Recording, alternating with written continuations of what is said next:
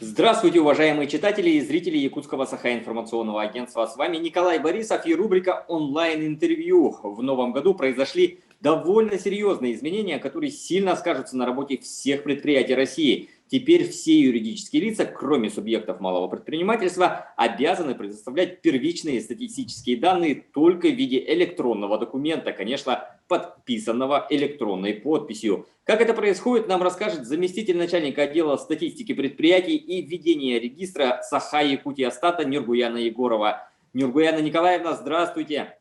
Здравствуйте. Расскажите, пожалуйста, каким способом теперь будет предоставляться отчетность? Да, действительно, с 30 декабря 2020 года вступили в силу изменения в закон о статистике, обязывающие организации и предпринимателей сдавать статистические отчеты исключительно в электронном виде. Отчеты предоставляются двумя способами. Через специализированных операторов связи, это 1С, Контур, СБИС, или через систему веб-сбора Росстата. При отправке отчета обязательно наличие электронной цифровой подписи. Обращаю внимание, что для субъектов малого предпринимательства эта обязанность будет введена с 1 января следующего года. Есть ли какие-то преимущества введения электронной именно статистики?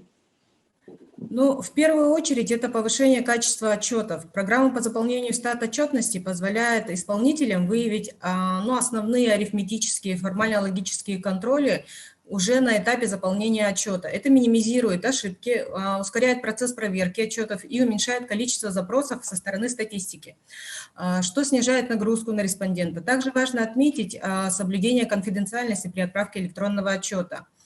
Во-вторых, это возможность отслеживания статуса отправленного отчета. После отправки отчета респондент получает электронный протокол о принятии отчета Саха-Якутия-Статом. Ну и, наверное, самое главное преимущество – это то, что респонденты могут отправлять отчетность, не выходя из офиса или дома, в любое время суток, в любой день недели. Согласитесь, это значительно экономит время и позволяет избежать лишних контактов в период действия ограничительных мер. Абсолютно согласен. А где можно посмотреть перечень форм, которые необходимо будет сдавать? На официальном сайте Саха-Якутия-Стата во вкладке «Респонденты» есть возможность получения индивидуального перечня форм. Респонденту достаточно будет ввести в поисковике ИНН и сайт выдаст перечень форм отчетов, которые необходимо предоставить по конкретному предприятию. Там же можно скачать указания, бланки и информационные письма. А что будет с теми, кто не предоставит отчетность? Это вечный повод для шуток, даже реклама есть, мне кажется, который отчет, что такое. Непредоставление первичных статистических данных в установленном порядке, также нарушение сроков или предоставление недостоверных данных в соответствии со статьей 13.19 Кодекса об административных правонарушениях Российской Федерации влечет за собой наложение административного штрафа. Сколько он? Это для юридических и физических лиц, там разница какая может быть?